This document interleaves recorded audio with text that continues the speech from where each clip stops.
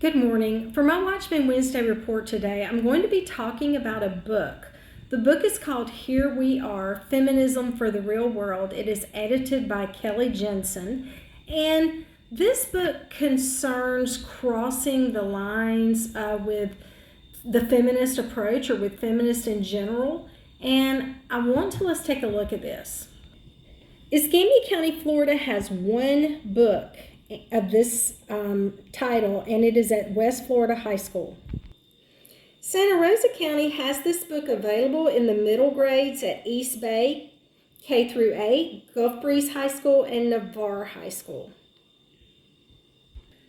Okay, as I said, this book is edited by Kelly Jensen, and there are 44 different voices speaking out about women and the idea of feminism and so forth. It's like the modern day ideas. As I was reading and pretty much trying to read this book, I started noticing a lot of inappropriate language. Here's page 70 of the PDF. You see words like slut, prude, player, stud, whore.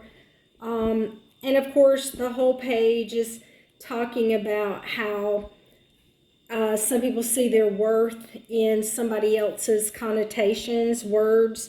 You've got the reference to he, she, ze, they, her, queer, trans, a, just all of this gender confusion stuff. The bottom paragraph talks about moving fluidly among genders, enjoying having sex freely, or prefer not to have sex at all. Okay? This is really something we need to be teaching our minor children. On page 78 of the PDF, there's a discussion about fantasies, and it's easier to fantasize about sex, and the character's talking about she was not able-bodied, so she fantasized about it. She replayed sex scenes from movies in her head.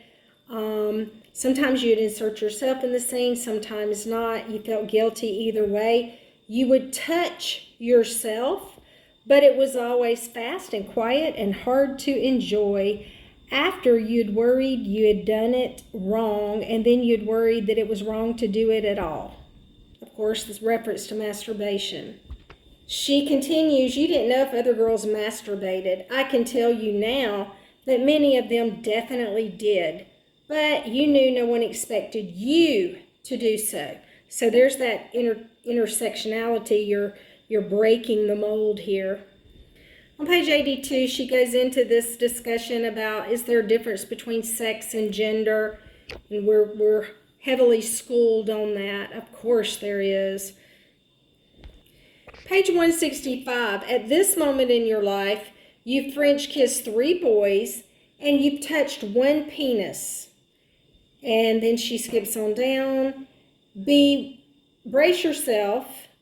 In a few months, you're going to lose your virginity. It's like this assumption, grooming for the next act.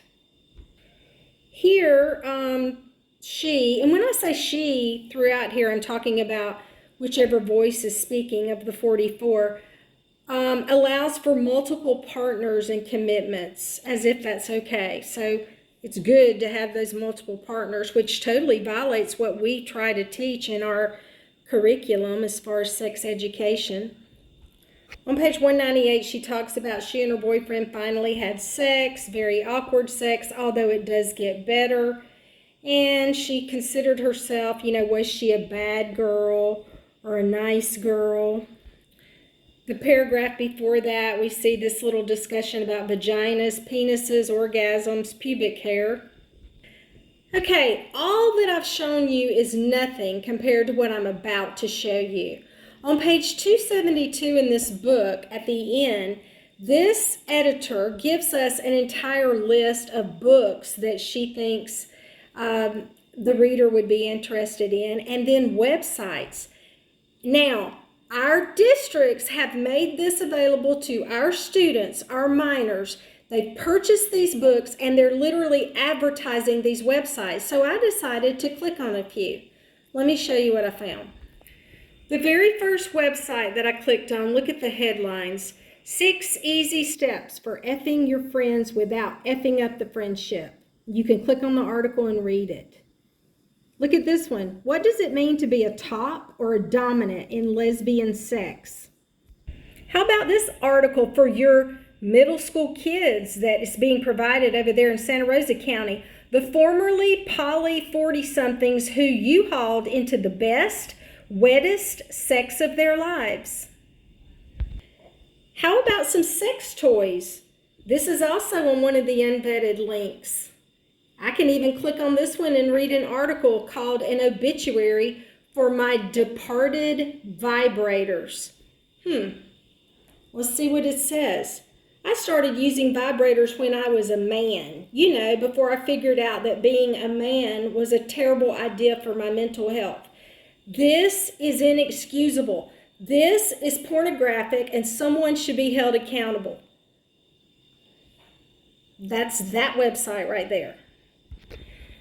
So it comes down to this. I actually had someone who is over a lot of libraries to say to me, well, there's no way that librarians can check out every book. My response to that is, you better follow the state guidelines. You better err with caution. If your librarians cannot vet the books, just like obviously somebody hasn't vetted these links and what's in this book, why did you order the book? Much less, why did you put it out in front of minor children? You are complicit. Librarians are complicit. Media specialists are complicit. Whoever is allowing this to take place, you're complicit in exposing children to inappropriate content. Parents, beware.